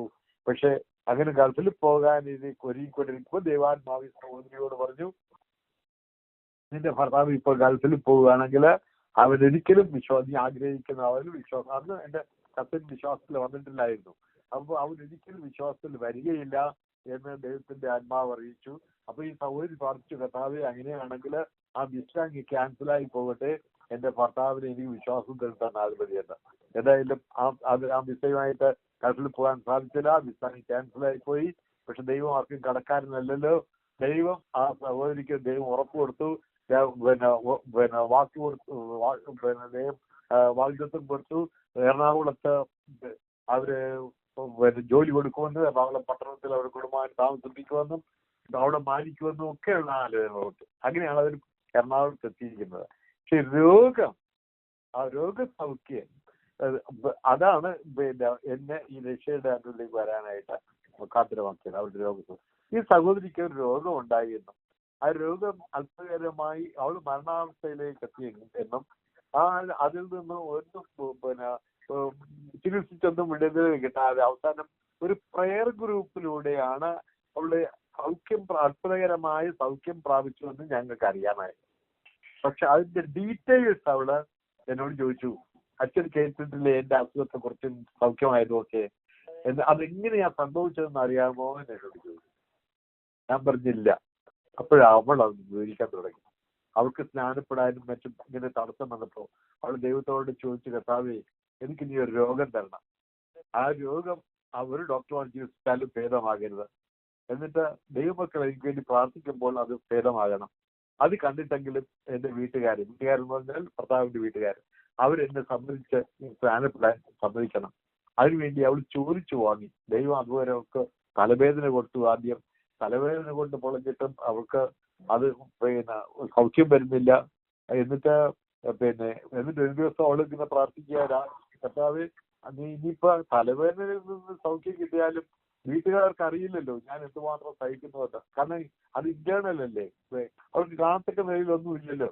അതുകൊണ്ട് നീ കാണത്തക്ക നിലയിലൊരു രോഗം തരൂ, എന്നിട്ട് അതിൽ നിന്ന് സൗഖ്യമാകി എന്നൊക്കെ പറഞ്ഞ് അവൾ പ്രാർത്ഥിച്ചു. അപ്പൊ അതുപോലെ സംഭവിച്ചു. ഒരു രാത്രി അവളിങ്ങനെ പ്രാർത്ഥിച്ച് കിടന്നപ്പോൾ അവളൊരു സ്വപ്നം കണ്ടു. സ്വപ്നത്തില് കാൽവരി ക്രൂസിൽ കിടക്കുന്ന കർത്താവിനെയാണ് സ്വപ്നം കാണുന്നത്. എന്നിട്ട് കാൽവരി ക്രൂസിൽ കിടക്കുന്ന കർത്താവ് തന്റെ വലത് കരം കുരിശിൽ നിന്ന് കൈ ഊരി എടുത്തിട്ട് ഈ കട്ടലിൽ കിടക്കുന്ന ഇവളുടെ വലത് കൈക്ക് പിടിച്ച് മകളെ എഴുന്നേൽക്കുമെന്ന് പറഞ്ഞു. ഇവളങ്ങ് ചാടി എഴുന്നേറ്റു. അതുവരെ സ്വപ്നമായിരുന്നു. ചാടി എഴുന്നേറ്റത് യാഥാർത്ഥ്യമാണ്. ആ സ്വപ്നം കണ്ടിങ്ങനെ എഴുന്നേറ്റിട്ടുണ്ടെന്ന് ഭർത്താവിനോട് പറഞ്ഞു, ഞാൻ കർത്താവിനെ കണ്ടു എന്ന് പറഞ്ഞു. പക്ഷെ രാത്രിയില് തലവേദനയാല് നിലവിളിച്ച് കരഞ്ഞ് കിടന്നതാ. അതുകൊണ്ട് പല പിച്ചുമ്പയും പറയും എന്നോട് കിടക്ക് നേരം വിളക്കട്ടെ എന്ന് പറഞ്ഞിട്ട് ബ്രദർ കസിനൊന്നും മൈൻഡ് ചെയ്തില്ല. അങ്ങനെ അതിന് നേരം വെളുത്ത് എഴുന്നേറ്റ് കഴിഞ്ഞപ്പോ തലവേദനയില്ല, പൂർണ്ണമായും തലവേദന മാറിയിരിക്കുന്നു. പക്ഷേ എനിക്ക് സംസാരിക്കാനാകുന്നില്ല, നാവ് പുറത്തേക്ക് വരുന്നില്ല, നാവ് നെക്കാൻ പറ്റുന്നില്ല. എനിക്ക് അങ്ങനെ വല്ലാതെ ഭാരപ്പെട്ടു. പിന്നീട് വെള്ളം ഇറങ്ങുന്നില്ല, ഭക്ഷണം കഴിക്കാൻ വേണ്ട, അങ്ങനെയായി. പിന്നെ ആശുപത്രിയിലൊക്കെ കൊണ്ടുപോയെങ്കിൽ അതുകൊണ്ട് ഒന്നും ഒരു ഭേദവും വരുന്നില്ല. പുണ്യ സ്ഥലങ്ങളിലൊക്കെ അവർ കൊണ്ടുപോയി, ഒന്നും നടന്നില്ല. അവസാനം ക്ഷീണിതയായി അങ്ങനെ മാനപ്പെട്ട അങ്ങനെ അവർ ഇരിക്കുന്ന ഒരു സാഹചര്യത്തിലാണ് അവിടെ മാറി താമസിക്കാൻ, അവരുടെ സഹോദരന്റെ വീട്ടില് കുറച്ചുനാൾ മാറി താമസിച്ചാൽ വ്യത്യാസം വരുമെന്ന് വിചാരിച്ചിട്ട് അവരങ്ങനെ മാറ്റി താമസിപ്പിച്ചു. അവിടെ വെച്ച് അവിടെയുള്ള പള്ളി വികാരിയച്ഛൻ എന്റെ മറ്റൊരു കസിന, എന്റെ വേറൊരു ഇളയപ്പന്റെ മോന. അപ്പൊ അതേ ഇവളെ കണ്ടിട്ട് പറഞ്ഞു, ഇവളെ ഇങ്ങനെയാണെങ്കിൽ അധികം നാൾ ജീവിച്ചിരിക്കില്ല. അതുകൊണ്ട് എന്റെ കസിനോട് പറഞ്ഞു, അവളുടെ ഭർത്താവിനോട് പറഞ്ഞു, വാൾട്ടോ പേര് വാൾട്ടോ, നീ ഒരു കാര്യം ചെയ്യുക, ഇവിടെ എവിടെയൊക്കെ പ്രാർത്ഥിക്കാൻ പോകുമെന്ന് കേട്ടിട്ടുണ്ടല്ലോ, അവിടെ എവിടെയെങ്കിലും കൊണ്ടുപോയി പ്രാർത്ഥിപ്പിച്ചെങ്കിലും നോക്ക്, സുഖമാകുകയാണെങ്കിൽ സുഖമാകട്ടെ എന്ന്. അങ്ങനെ അവര് തിരുവനന്തപുരത്ത് വെള്ളയമ്പലത്തിനടുത്തുള്ള വാട്ടർ വർക്സിലുള്ള PMG ചേർച്ചില്, അവർക്കൊന്നും അറിയില്ല, കുറെ പേര് അങ്ങോട്ട് പ്രാർത്ഥിക്കാൻ പോകുന്നത് കണ്ടിട്ട് അവരുടെ കൂടെ അങ്ങ് പോയതാ. അവിടെ ചെന്നിട്ട് ആ ആരാധനയിൽ പങ്കെടുത്തുകൊണ്ടിരുന്നപ്പോൾ സാക്ഷ്യം പറയാനുള്ള സമയം ഇപ്പോ സ്ത്രീകള് അതിരുന്ന സഹോദരിമാര് ഈ ആദ്യമായിട്ട് ആരാധനയ്ക്ക് വന്ന ഈ പെൺകുട്ടിയോട് പറഞ്ഞു, ഈ സഹോദരിയോട് പറഞ്ഞു, സഹോദരി ആദ്യമായിട്ട് വന്നതല്ലേ, എഴുന്നേറ്റ് നിന്ന് ഒന്ന് പരിചയപ്പെടുത്തി സാക്ഷ്യം പറയുമെന്ന് പറഞ്ഞു. ഇവർ എഴുന്നേറ്റ് നിൽക്കാൻ പറഞ്ഞപ്പോ ഇവൾ എഴുന്നേറ്റ് നിന്നു. സാക്ഷ്യം പറയാൻ വേണ്ടി അവൾ നാവ് പൊന്തിച്ചിട്ട് ഒരു അക്ഷരം പുറത്തു വരുന്നില്ല. അവളോട് നിന്ന് പരമേശ്വരൻ കാണിച്ചു. അത് കണ്ട പാസ്റ്റർ അവളെ അടുത്തേക്ക് വിളിച്ചു ഇങ്ങോട്ട് മുമ്പോട്ട് കടന്നു വരാൻ പറഞ്ഞു. അവളുടെ ഭർത്താവ് കൂടെ ആരെങ്കിലും വന്നിട്ടുണ്ടെന്ന് ചോദിച്ചപ്പോ എന്റെ കസിൻ കൈപ്പറ്റി അടുത്തൊരു വിളിച്ചു ചോദിച്ചു, എന്താ സംഭവിച്ചു എന്ന് ചോദിച്ചു. അപ്പോൾ ഇങ്ങനെ കാര്യങ്ങൾ പറഞ്ഞു. അപ്പോഴും പാസ്റ്റർ എന്റെ കസിനോട് ചോദിച്ചു, യേശുവിനെ ഈ സഹോദരിയെ സൗഖ്യമാക്കാൻ സാധിക്കും എന്ന് വിശ്വസിക്കുന്നു എന്ന് ചോദിച്ചു. അവന്റെ കസിൻ പറഞ്ഞു വിശ്വസിക്കുന്നു എന്ന് പറഞ്ഞു. അങ്ങനെയാണെങ്കിൽ ഞാൻ ഈ പറയുന്ന വാക്യം നിങ്ങൾ ഏറ്റുചൊല്ലണമെന്ന് പറഞ്ഞ് യേശു എന്റെ രക്ഷാവും കർത്താവുമാണെന്ന് പറഞ്ഞു വെച്ചു കൊടുക്കാൻ യേശു എന്ന വാക്ക് ഉച്ചരിച്ചതും അവരോട് പറഞ്ഞു കൊടുത്തതും അവർ ആ യേശു എന്ന് പറഞ്ഞ് സംസാരിച്ചു തുടങ്ങി. അന്ന് അങ്ങനെ അത്ഭുതകരമായി സൗഖ്യം ബാധിച്ച് വീട്ടിലേക്ക് വന്നു. പക്ഷെ എന്നിട്ട് പോലും സ്നാനപ്പെടാൻ സമ്മതിച്ചില്ല. കാരണം കത്തോലിക്ക സഭയിൽ നമ്മളെ യേശുവിനെ ആരാധിക്കുന്നത്, അത് യേശുവിനെ സൗഖ്യമാക്കിയത്, അതുകൊണ്ട് സഭ വിട്ടെങ്കിലും പോകണ്ട എന്ന് പറഞ്ഞിട്ട് അങ്ങനെ നിൽക്കുന്ന സാഹചര്യത്തില് അവർ ധിക്കരിച്ചുകൊണ്ട് ജ്ഞാനത്തെ ഇനിയും പിടിച്ചു നിൽക്കാൻ തനിക്കാകില്ല എന്ന് പറഞ്ഞ ഭർത്താവിന്റെ അനുവാദത്തോടു കൂടി അമ്മായിന്റെയും ഒക്കെ ധിക്കരിച്ച് അവള് പോയി സ്നാനപ്പെട്ട് കഴിഞ്ഞിട്ടാണ് പിന്നെ ഉള്ള പ്രശ്നങ്ങളുണ്ടായത്. ഞാൻ നേരത്തെ പറഞ്ഞതൊക്കെ. എന്തായാലും ഇങ്ങനെയുള്ള അനുഭവങ്ങൾ ഓരോന്നായിട്ട് അതുവരെ എന്റെ കസിൻ വിശ്വാസത്തിലേക്ക് വരുന്നില്ലായിരുന്നു. അത് കഴിഞ്ഞിട്ടും അവർ എറണാകുളത്ത് വന്നിട്ട് ജോലി കിട്ടിയിട്ടും പിന്നെ അവിടെ താമസമായിട്ടും വരുന്നില്ലായിരുന്നു. എന്നാൽ ഈ ഒരു പള്ളിയിൽ കൊണ്ടുവിടും, ആരാധിക്കൊണ്ടുവിടും, തിരിച്ചു കൊണ്ടുവരുമെന്നൊക്കെ അല്ലാതെ പള്ളിയിൽ കയറില്ലായിരുന്നു ആരാധനിക്കുന്നത്. പക്ഷെ എന്റെ കസിന് എന്റെ വൈഫ് ഇങ്ങനെ നിലവിളിച്ച് കരഞ്ഞ് പ്രാർത്ഥിക്കും, കർത്താവേ എന്റെ ഭർത്താവിന് വിശ്വാസത്തിലേക്ക് തരണമേ. അങ്ങനെ നിലവിളിച്ച് പ്രാർത്ഥിക്കും. എല്ലാവരോട് കാണുന്നവരോടും പ്രാർത്ഥന കൂടുമ്പോഴൊക്കെ പറയും എന്റെ ഭർത്താവിനോട് പ്രാർത്ഥിക്കണം. അങ്ങനെ കരഞ്ഞ് നിലവിളിച്ച് പ്രാർത്ഥിച്ചിട്ട് ഒരു ദിവസം ദൈവത്തോട് പറഞ്ഞു, കർത്താവ് എനിക്കിനി കരയാൻ വയ്യ, കരഞ്ഞിട്ട് കുടല് പോലും വേദനിക്കുന്നു, എന്റെ ഭർത്താവിന് എനിക്ക് വിശ്വാസം തന്നേ മതിയാവും. അപ്പൊ ഒരു ശബ്ദം, വിടുതലുണ്ട്. എവിടെ നിന്നാണ് ഈ ശബ്ദം വരുന്നതെന്ന് അറിഞ്ഞില്ല. ആരുമില്ല വീട്ടില്. ഭർത്താവ് ജോലിക്ക് പോയി, 2 കുഞ്ഞുങ്ങളുള്ള ഒരു സ്കൂളിൽ പോയി, വേറെ അടുത്ത് ചുറ്റുപാടും ആരുമില്ല. പിന്നെ എവിടെ നിന്നായി ശബ്ദം? വീണ്ടും പ്രാർത്ഥിക്കാൻ തുടങ്ങി. വീണ്ടും ഈ ശബ്ദം, വിടുതലുണ്ട്. അപ്പോ മനസ്സിലായി. എന്നിട്ട് പിന്നെ അപ്പൊ ഈ സൗദി ചോദിച്ചു, കർത്താവ് എന്തിൽ നിന്നുള്ള വിടുതല്ലോ? വല്ല അപകടത്തിൽ നിന്നാണോ, മരണത്തിൽ നിന്നാണോ, രോഗത്തിൽ നിന്നാണോ, എന്തിൽ നിന്നാണോ വിടുതലാ കർത്താവ് എന്ന് പറഞ്ഞു. അപ്പോഴിതാ തന്റെ ഭർത്താവ് തന്റെ മുമ്പില് ബൈബിളും തന്റെ മാറോട് ചേർത്ത് പിടിച്ചുകൊണ്ട് തന്റെ മുമ്പിൽ നിൽക്കുന്നു. ദർശനം കിടന്ന സഹോദരിക്ക് മനസ്സിലായി തന്റെ ഭർത്താവ് വിശ്വാസം വരാൻ പോവുകയാണെന്ന്. പിന്നെയും നാളുകൾ മുമ്പോട്ട് പോയി, ആഴ്ചകളും മാസങ്ങളും മുമ്പോട്ട് പോയി. പക്ഷെ തന്റെ ഭർത്താവിന്റെ ഒരു മാറ്റവും കണ്ടില്ല. അങ്ങനെ വന്നപ്പോ ആ സഹോദരി പിന്നെയും പ്രാർത്ഥിച്ചു, കർത്താവ് ഇനി എന്റെ ഭർത്താവിന്റെ ജോലി നഷ്ടപ്പെട്ടാലും തരവില്ല, അവിടെ എന്തെങ്കിലും വിഷയങ്ങൾ കൊണ്ടുവന്ന് അതിൽ കുരുക്കിയെങ്കിലും എന്റെ ഭർത്താവിന് എനിക്ക് വിശ്വാസം തരണമേ എന്ന് പ്രാർത്ഥിച്ചു. അപ്പോഴാണ് അവിടെ ഒരു പ്രശ്നം. ഞാനിവിടെ 5 മിനിറ്റ് കൊണ്ട് നടത്താം. അപ്പൊ ഇതാ ഒരു പ്രശ്നം. അവിടെ എന്റെ ഭർത്താവ് അവിടെ ജോലി സ്ഥലത്ത് 50,000 രൂപ കാണാതെയായി. അത് എങ്ങനെ പോയി എവിടെ അറിയില്ല. അതിന് ഉത്തരവാദി എന്റെ കസിനാണ്.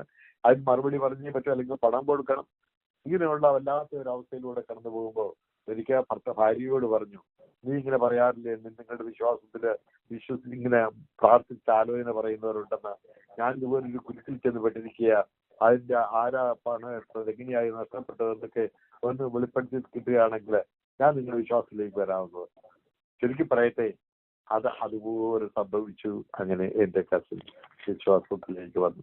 ഈ കാര്യങ്ങളൊക്കെ പറഞ്ഞുകൊണ്ടിരിക്കുമ്പോൾ ദൈവത്തിന്റെ ആത്മാവിനോട് ഇടപെട്ട് ചോദിച്ചു, നീ ചോദിച്ചു കൊണ്ടിരിക്കുന്ന ചോദ്യങ്ങൾക്ക് ഉത്തരം ഞാൻ നിന്റെ കുടുംബത്തിൽ തന്നെ ഇപ്പോൾ നിനക്ക് നൽകി കഴിഞ്ഞ സ്ഥിതിക്ക് നീ എന്റെ വചനവും എടുത്ത് എന്റെ സാക്ഷിയായി തെരുവിലേക്ക് ഇറങ്ങി. സ്തോത്രം. എന്താണ് ആ ചോദ്യങ്ങള്? ദൈവത്തോട് ചോദിച്ചു കൊണ്ടിരുന്ന ചോദ്യങ്ങൾ എന്താണ്? പിന്നെ ഞാനൊരു പുരോഹിതനായിരിക്കെ തന്നെ ദൈവത്തെ തേടുന്ന വ്യക്തിയായിരുന്നു. ദൈവത്തോട് പല ചോദ്യങ്ങളും ചോദിച്ചു കൊണ്ടിരുന്ന വ്യക്തിയായിരുന്നു. പലതും അറിയാൻ ആഗ്രഹിച്ച വ്യക്തിയായിരുന്നു. ദൈവം എന്നെ എങ്ങോട്ട് നയിച്ചാലും അങ്ങോട്ട് പോകാൻ തയ്യാറായി. എന്താവശ്യപ്പെട്ടാലും അത് ചെയ്യാൻ, ദൈവത്തിന്റെ ഇഷ്ടം മാത്രം ചെയ്യാൻ ഞാൻ സമർപ്പിച്ച് പ്രാർത്ഥിച്ചു കൊണ്ടിരുന്ന ഒരു വ്യക്തിയായിരുന്നു. 14 വർഷം അങ്ങനെ പ്രാർത്ഥിച്ചു കൊണ്ടിരുന്നു. അങ്ങനെ പ്രാർത്ഥിച്ചു കൊണ്ടിരിക്കുമ്പോഴാണ് അതിനുള്ള മറുപടി എന്ന വണ്ണം എന്റെ കസിന്റെ ജീവിത അനുഭവങ്ങളിലൂടെ ദൈവം ഇടപെട്ടിട്ട് എന്നോട് പറഞ്ഞു, നീ ചോദിച്ച ചോദ്യങ്ങൾക്ക് ഉത്തരം നിനക്ക് ഞാനിപ്പോൾ നൽകി കഴിഞ്ഞ സ്ഥിതിക്ക് നീ എന്റെ വചനവും എടുത്ത് എന്റെ സാക്ഷിയായി തെരുവിലേക്ക് വന്നു. എന്നോട് കർത്താവേ കർത്താവേ എന്ന് പറയുന്ന ഏവനുമില്ല, സ്വർഗസ്ഥനായ എന്റെ പിതാവിന്റെ ഇഷ്ടം ചെയ്യുന്നവനത്തെയും സ്വർഗത്തിൽ പ്രവേശിക്കുക. എത്രത്തോളം എന്നെ കേട്ടുകൊണ്ടിരുന്ന നിങ്ങളെ ദൈവം അനുഗ്രഹിക്കട്ടെ. ഈ അസാക്ഷ്യവും വചനം ഞാൻ കാര്യമായിട്ട് പറഞ്ഞില്ല. ഇനിയുള്ള ദിവസങ്ങളിൽ ദൈവം അതിനുള്ള അവസരം തരട്ടെ. ഞാൻ ഈ സാക്ഷ്യത്തിന്റെ ആ ഭാഗം ഇവിടെ വെച്ച് നിർത്തുന്നു. ഇനി ദേവദാസൻ എപ്പോഴാണ് അടുത്ത സാക്ഷ്യം എന്റെ കണ്ടിന്യൂഷൻ പറയുമ്പോൾ അനുസരിച്ച് ദൈവത്തിൽ ശരണപ്പെടുകയും ദേവദാസനും കുടുംബത്തിനും നന്ദി അറിയിക്കുന്നു. ഈ പ്രയർ ഗ്രൂപ്പിനോടുള്ള നന്ദിയും ഞാൻ ദൈവപ്പെടുത്തുന്നു. ദൈവം നമ്മളെ അനുഗ്രഹിക്കട്ടെ.